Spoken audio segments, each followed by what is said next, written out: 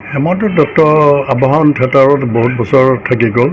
মানে আবাহন থিয়েটাৰ মানে থিয়েটাৰত অহাৰ আগতে তেওঁ ৰবীন্দ্ৰ ভৱনত কাম কৰিছিল। ৰবীন্দ্ৰ খুব ভাল হেৰি হৈছিল আৰু মোৰ লগত খুব এটা ভাল হৈছিল। আমি প্ৰতি বছৰে মঙলদৈ থিয়েটাৰ কৰিছিলোঁ আৰু তেওঁৰ লগত খুব হেৰি কৰিছিলোঁ। আমি তেওঁলোকৰ এটা লাইব্ৰেৰী নাকি দিছিল।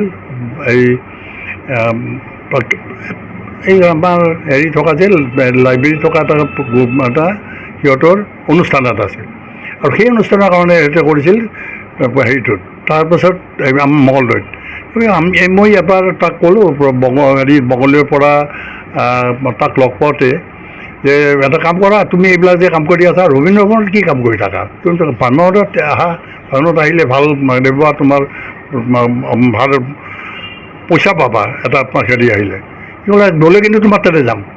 কিন্তু মোৰ তাতে আহিম বুলি কৈ থাকোঁতে ৰতনে লৈ আহিলে তাক। ৰতন কহিনুৰলৈ থাকিলে 4 বছৰমান। তাৰপিছত মোৰ তাতে আহিল, 6 বছৰ বাদে থাকিল। তেওঁৰ নাটক যিকেইখনে কৰিছে খুব ভাল নাটক কৰিছে। বেলেগৰ নাটকো তেওঁ ভাল নাটক এক্টিং কৰিছে আৰু ভাল অভিনয় কৰাটো বেলেগ কথাই, তেওঁ ভাল ডিৰেকশ্যন দিছে। তেওঁ ভাল হেৰি আছিলে, এই ডিজাইন হেৰি কৰে, যে ছেটিংবিলাকৰ ডিজাইন তেওঁ নিজে এটা হেৰি বনাই দিয়ে।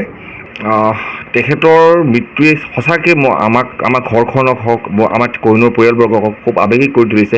এইটো বাইট হিচাপে কোৱাৰ কথা হৈ পৰা নাই, এইটো সঁচাকৈ আৱেগিক হ'বলগীয়া কথা। কাৰণ তেখেতৰ কহিনুৰৰ লগত যিটো এটাচমেণ্ট, কহিনুৰৰ লগত আজি সোণালী জয়ন্তী বৰ্ষক আগুৱাই নিয়াৰ তেখেতৰ যিখিনি অৰিহণা কহিনুৰৰ লগত নাট্যকাৰ হিচাপে অসমৰ বিভিন্ন প্লেটফৰ্মত তেখেতৰ নাটক, চিনেমা এইবিলাক হৈছে যদিও কহিনুৰক আজি সোণালী জয়ন্তী বৰ্ষলৈ আগুৱাই নিয়া আৰু কহিনুৰ যিখিনি মৰ্যাদা আজি পাইছে, মানুহৰ প্ৰতি বিশ্বাসখিনি যিখিনি পাইছে নাটকৰ ক্ষেত্ৰত, সেই নাটককেইখনৰ হেমন্ত দত্তৰ নাটকৰ অৱদান কহিনুৰ বহুতখিনি আছে। আপোনালোকে সেই ৰামায়ণ মহাভাৰতৰ পৰা আৰম্ভ কৰি মুক্তি, লক্ষ্মীনাথ বেজবৰুৱাৰ আৰু টাইটেনিক যিটো নাটক, যিখন নাটকে গোটেই বিশ্বতে আলোড়ন সৃষ্টি কৰিছিলে।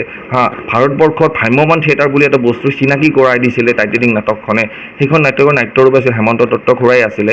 আৰু আজি 98ত তেনেকুৱা টাইটেনিকৰ নাট্যৰূপ দি তেখেতৰ সাহসত নাট্যৰূপ দিয়া টাইটেনিক নাটক চিনেমাখন আৰু দেউতাৰ সাহসত টেকনিকৰ ছাইডখিনি আগবঢ়াই নি যিটো ভ্ৰাম্যমানৰ ইতিহাসত টাইটেনিক যেনেকৈ জিলিকি উঠিছিল এটা সময়ত বা ভ্ৰাম্যমানক এটা চিনাকি কৰি দিছিল বা অসমৰ বাহিৰতো, এনেকৈ চাব গ'লে দত্ত খুৰাৰ অৱদান কহিনুৰৰ প্ৰতি যথেষ্টখিনি আছে।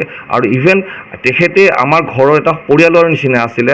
আমাৰ ঘৰৰ এটা ৰুম হেমন্ত দত্তৰ খুৰাৰ নামাকৰণেৰে হৈ থাকে। ইভেন আজিও আমি সেই নামটো ৰুমটোৰ নামটো দত্ত খুৰাৰ ৰুম বুলিয়ে কৈ থাকোঁ। তেনেকুৱা বহুত মুহূৰ্ত ইয়াত পাৰ হৈছে দত্ত খুৰাৰ।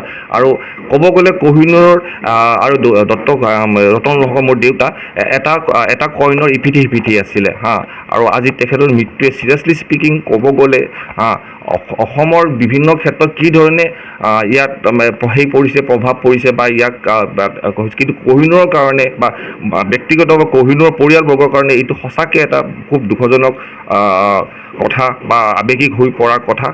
আৰু তেখেত য'ত আছে তেখেতৰ আত্মাই চিৰশান্তি লাভ কৰক। আৰু এইবাৰ মই টাইটেনিক কৰিব ওলাইছোঁ, অলৰেডি কাম আগবাঢ়িছে। এটা বিতৰ্ক দি এটা বস্তু কিছুদিন পূৰ্বে বিতৰ্কৰ সৃষ্টি হৈছিল। সেই বিতৰ্কৰ কোনো ধৰণৰ কথাই বাৰু মই মানে গাত লৈ থকা নাই। সুন্দৰভাৱে টাইটেনিকখনৰ আজিও মই টাইটেনিকে যিখন প্ৰণৱ বৰুৱা দেৱে লিখিছোঁ যদিও আজি মনৰ পৰা আজি সঁচাকৈ টাইটেনিকখনত দত্ত খুৰাৰ টাইটেনিকখনৰ ডেডিকেটেড বুলিয়েই মই আগবাঢ়ি আছোঁ। কাৰণ আজি মই যেতিয়া নাটকখনক কৰি থাকোঁ প্ৰত্যেকটো মমেণ্টতে দত্ত খুৰাৰ সোঁৱৰণিখিনি মোৰ সদায় মনত আহি থাকে।